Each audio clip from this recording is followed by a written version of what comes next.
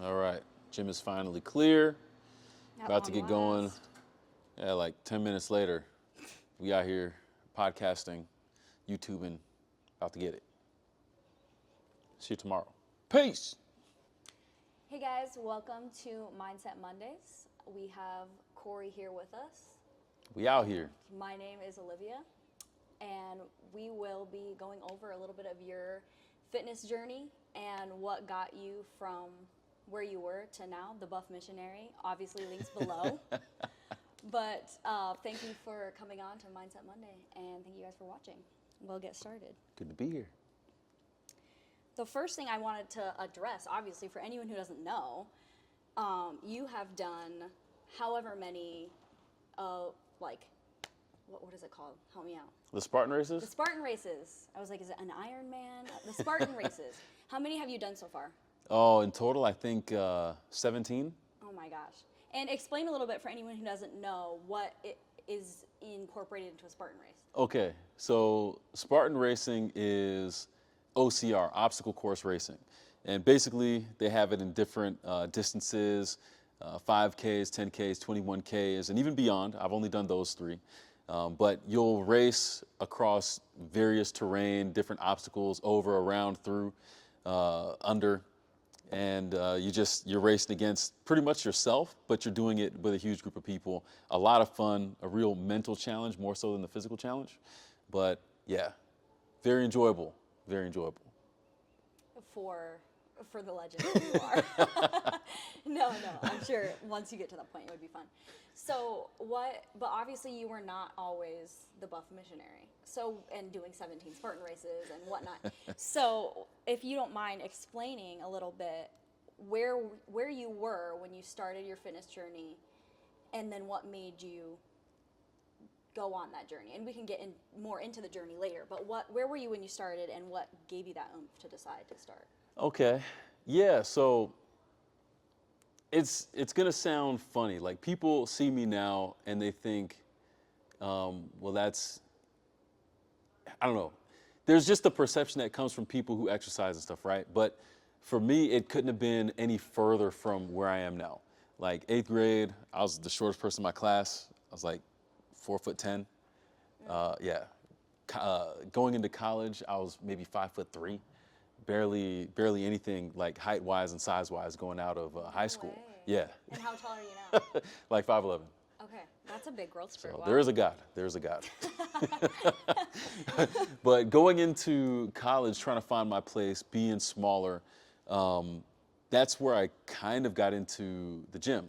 I always was athletic and played sports and things like that, but it was kind of being inspired by a lot of these bigger people around me that I said, man, this is pretty cool. That was the first time I ever got into weights, was in college as a sophomore. Okay. So it was a lot of fun, and from there, it's like just learning the weights and figuring out how to do things, being able to grow a little bit, and the growth spurt in height helped as well. Mm-hmm. Like I said, there's a God. That was like maybe 6-7 inches that I grew while in college. Wow. So yeah, definitely a late bloomer there, but it all helped. I learned a lot being able to push myself more, and I also found that push myself more in the gym helped my mind when it came to my schoolwork. So there was a correlation there. That might be a whole nother episode by itself. Yeah. But there was something about the discipline and consistency and the fun, the challenge of all of that, that helped me kind of organize more of my life with the same principles. Mm-hmm, mm-hmm. Wow. So when you started getting into the gym, would you say that it was out of oh, I hate being small, like I want to get bigger, or was it more out of I want to be really strong, or was it out of pursuing Spartan races or athletics or anything like that? Like, what was that initial inspiration that made you want to go into the gym? I would say that initial spark was just, I had a few friends who were starting to go into it, and none of us wanted to go by ourselves. So it's like, hey man, you want to go? And so me and my buddy Ray, shout out, we were partnered up, and then a couple of our other buddies, Marcus, Chris, Linsky, they would go together. So we kind of had pairs where we would go, because I don't know, it just didn't feel safe to go on our own. Yeah. Like, so we wanted to get bigger, we wanted to get stronger, we wanted to see what it was all about. It's like that's what all the guys were doing. So we wanted to go, but being scared, we decided to pair up to go. Okay. And when you say scared, like, because I think there is a lot of fear surrounding going to the gym. Like, I know being in gymnastics, obviously we work out in a different way than it is a lot of time in the gym. And when I've gone into the gym, it'd be like, maybe I should like think about lifting weights. I just don't know where to start. I don't know any of the machines. I don't know any of that. What was the fear for you, and how did you get past that? It was definitely intimidating. I still remember the guy that I saw in the gym my first year. His name was Donovan, like big dude. And this guy, he was sitting at the end of the dumbbells with all the 100, 110, 120 pound weights. This dude was an absolute unit. And so we're sitting here on the other end of the bench. We're kind of watching him picking up our 10s and 15s and 20s and stuff.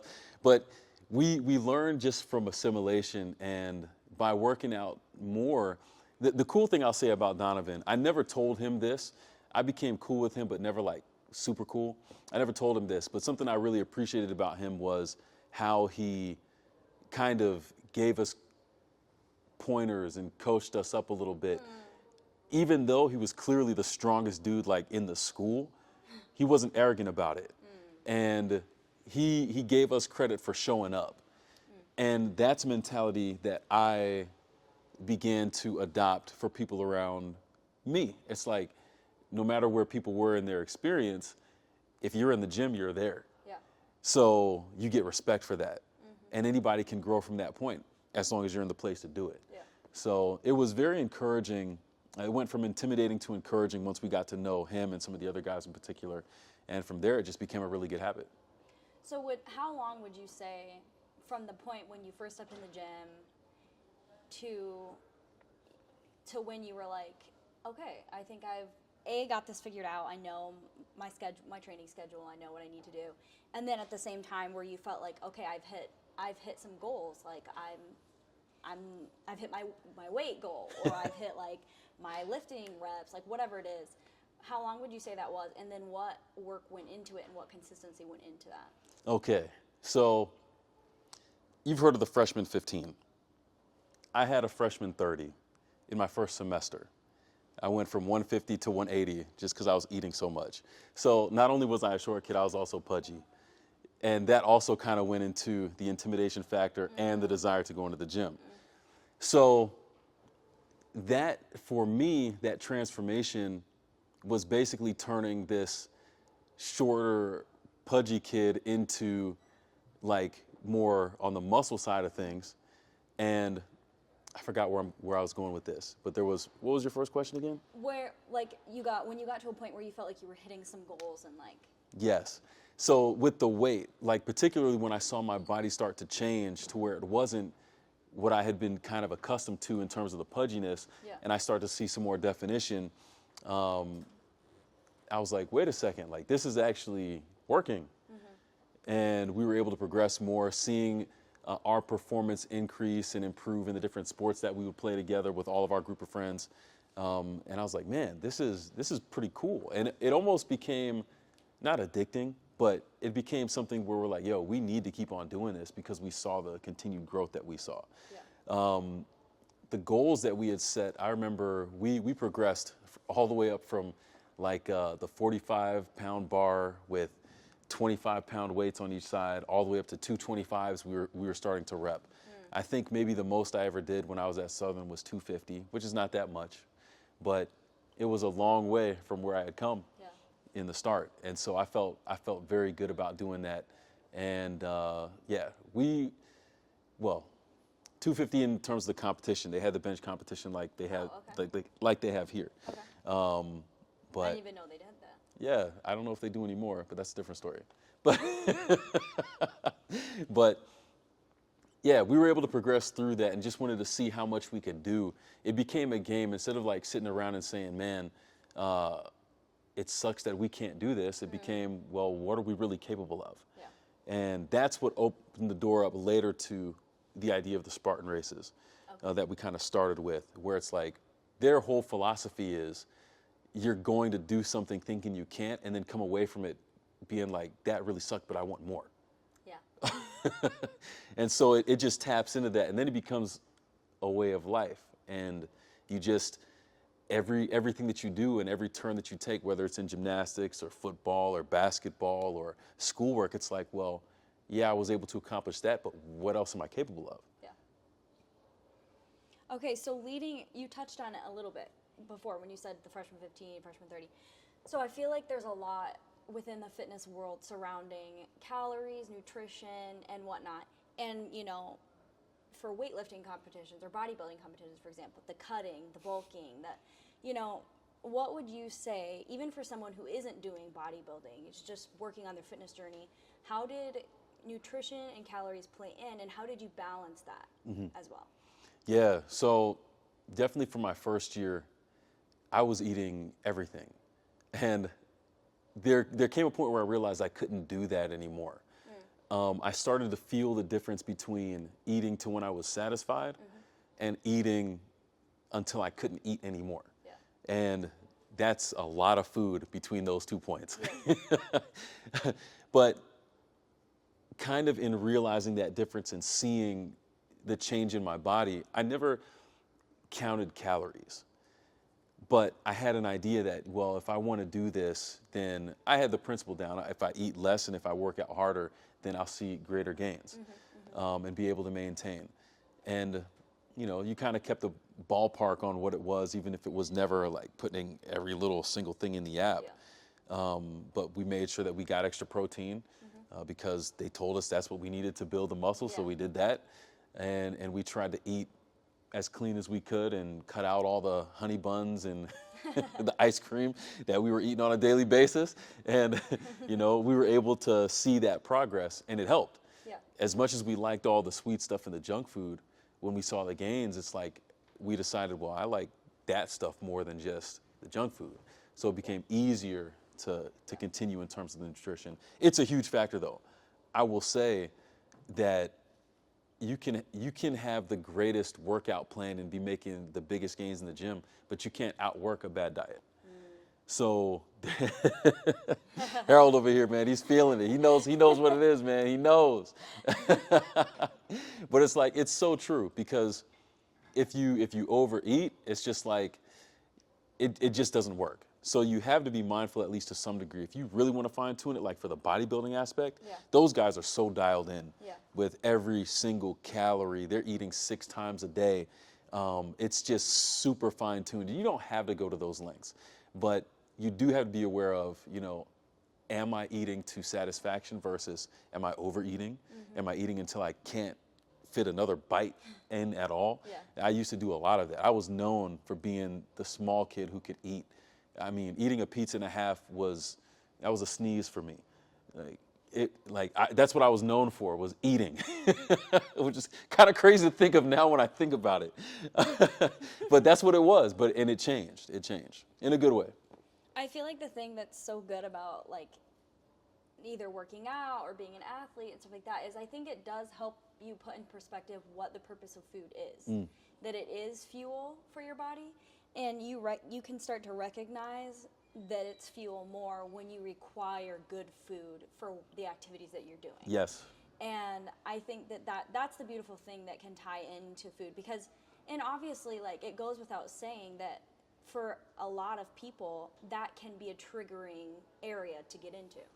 And I think it is more stereotypical that affects girls more than guys, but it affects guys too. It does. And I think that if you are or are not struggling with that, working out and having a good mentality with working out can actually help your relationship with food, I think. And I think that focusing on it as fuel, like you were bringing up, and requiring it for your activity instead of focusing on it separate of that, it does put it into perspective. And so, I think that, and again, that's a whole nother episode. It is. It really is. I do want to touch on that real quick, because you're bringing up something super important. A lot of times when we're not physically active, we eat whatever and we think it's normal. So for me, eating all the honey buns and the ice cream and just feeling the sluggishness and the slowness of mind, that's normal because that's my baseline. Yeah. But as soon as I go to the gym and start working out, I realize, wait a second, this stuff is not fueling me anymore. And so I have to put something else into my system to have the energy to do this. Yes. And so you need that contrast in your system to be able to say, well, what is it going to take for me to have more energy to do this? And you realize you don't want that baseline anymore. Yeah. And those two things are always going to be in conflict with one another. But as long as they are, you can critically look and say, well, yeah, this stuff, I don't sleep good when I eat this kind of food. Yeah. I don't sleep good when I eat at this particular time. But when I eat this, oh man, I feel great. Yeah. When I drink this, I feel super energized. And those are the things you start adding more into your diet. So they play off each other. Yeah. And of course, like, you want to feel good if you're trying to do something. Exactly. So, you know, I think, like you were saying, like, if your baseline is not active, then you don't notice as much the fact that you're sluggish because you weren't trying to do anything anyways. And so I think that going into the mindset aspect of that, it's healthy for your mind. It's taking care of your mind to move your body.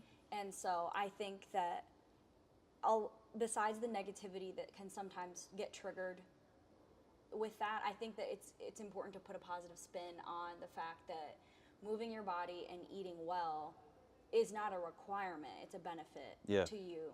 And obviously there's balance. Like, balance is key for everything, you know. 100%. And I think that, you know, you can't even find balance when you don't even realize how, like, unbalanced you are. Yes. You got to start somewhere. So, yeah, I think I'm glad that you had touched on that before. I'm glad we got to talk about that aspect of it because I think it's important to it all as well. And obviously we could go on about that. But another question I have for you is tying into the mentality, the Spartan races, the grind aspect of it. What did you do to train your mind separate of your body? That's a good one.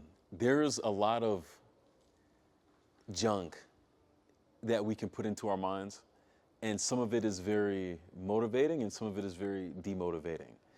One of the books that really, books, I'll start there. Like, social media is a completely other thing. I'll touch on that in a second. But when it comes to the content that we consume, reading books, that's one thing that I had working for me, being small growing up. Like, we would go to the library as kids. I would check out a stack of books. I'd be holding it to here. It was up over my head. 20, 30 books I would check out at a time. And 2 weeks later, I'd be returning them for the next stack of books.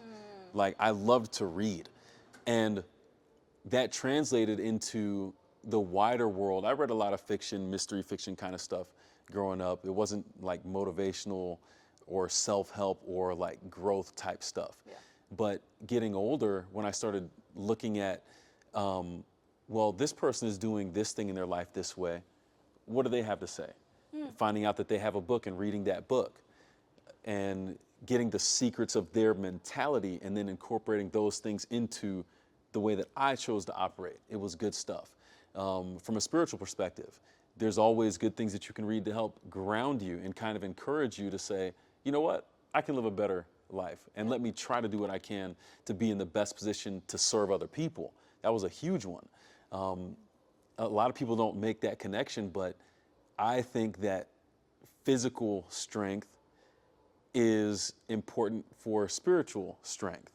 When I started here in the seminary, they were kind of doing this initiative, giving every student a free membership at the Wellness Center because there's this epidemic of pastors being overweight. And it's like you have these people who are supposed to be spiritual leaders, but they're in the worst physical shape. And it's like, we need it from both. It needs to be a holistic. We talk about that word all the time, holistic health. It can't just be on one end. It has to be from complete. But definitely when it came to the Spartan mentality, there were things I picked up. The guy, Joe DeSena, he's the founder of Spartan Race, Spartan Up, the first book that he wrote. That's a crazy story how I got that book. I didn't pay for it, but it showed up on my doorstep one day. No way. Yeah. We'll link that below for sure. Yeah, tell that another Put that time. in Check the it out. But I got the book, read through it, and He's not Adventist or anything, but Adventists were actually mentioned in the book, which is No also way. crazy. Yeah. That is wild. There's so many things, so many little things. But that was where I made the link between the spiritual health and the physical health, was from that book. I mean, we talk about the health message, but it linked it for me in a different way where it's like, wait a second, this idea, it's beyond just the Adventist bubble. Like Yeah. people in the world are aware of this. Yeah. And that's when I was like, yo, I really got to step my game up Yeah. for that particular reason. So books, for sure. What kinds of books are you reading? Now more than ever, it's like there's growth. There's ways that we can critically view ourselves in a healthy way so that we can improve. Books along those lines are good. Self-help, I don't do too much of that, to each their own with that kind of stuff. Yeah. But things where you're able to kind of critically reflect and then grow, ask yourself questions, those kinds of things I find super valuable. There's a lot of fiction out there. I don't read as much fiction now. There are some that I'll read because they're classics like Harry Potter or Lord of the Rings, for sure. Yeah. But in terms of the variety of things that I read, it's much more, these are people who have gone through challenges and accomplished some things, and I want to know their story because there's lessons there for me that I can apply. Yeah. David Goggins, Jocko Willink, Jordan Peterson, to name a few, and many others. But there's so much good content that you can get there to really level up your mind and the way that you approach life. So it really kind of hardens you for life a little bit, Yeah. to where you can take criticism and improve because you know it's for your good at the end of the day. In society today, people are not good at taking criticism Yeah. because they take it too personally, and as a society, we're really soft now. Yeah. And Preach. Tell 'em. there's things we can do about that, and there's things we need to do about that if we Yeah. want to improve as a society. Like, we have to be able to engage in healthy dialogue with each other, and we can't do that if I can't take criticism. Yeah. If I can only hear things that are positive for me, and the other person can only hear positive things for them, we can't go anywhere. Yeah. There's no way to critically look at situations and improve and come to a common baseline or denominator, whatever. But 100%. yeah, it's like all of these things come into this mentality that really influences how you look at the spiritual things and the physical things. Because in both worlds, if you can't critically look at yourself and you've been feeding yourself information that's fluff and not really helping you get better, you're going to have a spirituality that's stale, or you're going to have a physical routine or a physique that you're not proud of because you're not motivated to put the work into it. And that happens, like I said, on the spiritual and the physical levels. So you touched on David Coggins a little bit. If you would explain in your mind the fine line between taking criticism and being critical on yourself, and how you deal with that in the fitness aspect. Yes, that's a really good question. I would say, kind of to pose the opposite pendulum swing of that, body positivity. I do think we need to be body positive, but not at the expense of our health. So when you look at someone like David Goggins, he embodies that because people see him now and they think, oh, stay hard, and this guy who's just can't get enough of working out. But they don't realize that he was the super overweight guy who was sitting on his couch eating donuts all the time. Yeah. That's who he was.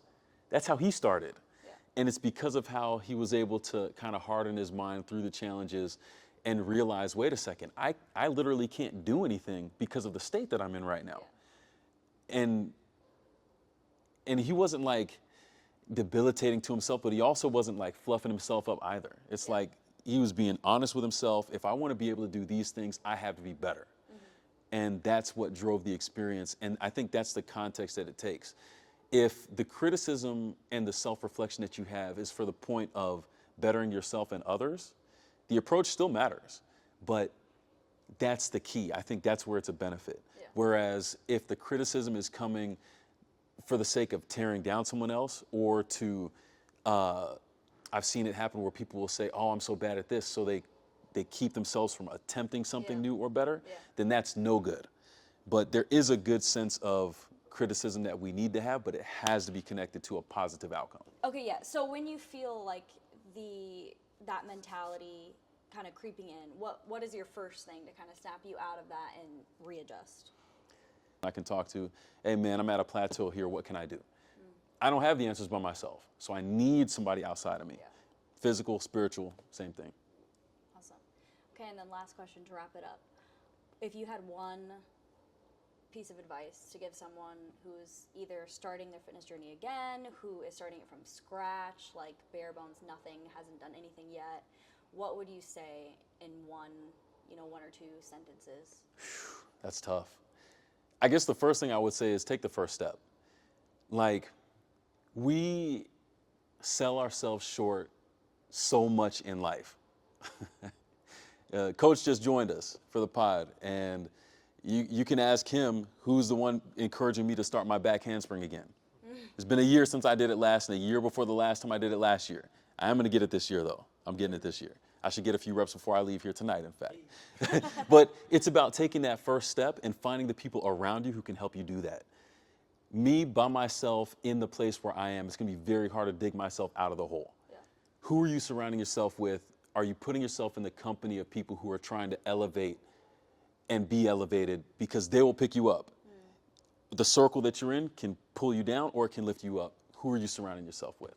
That's what I would say is the biggest thing. If you have a goal, if you have an idea of something, find people who are like-minded. Awesome. Thank you so much for all your piece of advice, for your testimony and your fitness journey. We love it, and definitely want to do this again, specifically hear more. I'm sure you have lots of Spartan race stories. We got to hear it all. So anyways, thank you so much for sharing. For sure. And we'll see you guys next time. Thank you for coming to Mindset Mondays.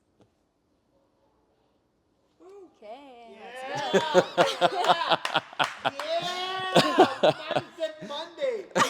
Where is your mind? Yes. There your heart will be also. Yes, sir. Let's go.